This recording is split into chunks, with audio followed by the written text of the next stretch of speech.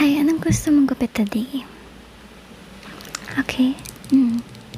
Yes, I think I can do that for you. Okay, sige, let's start.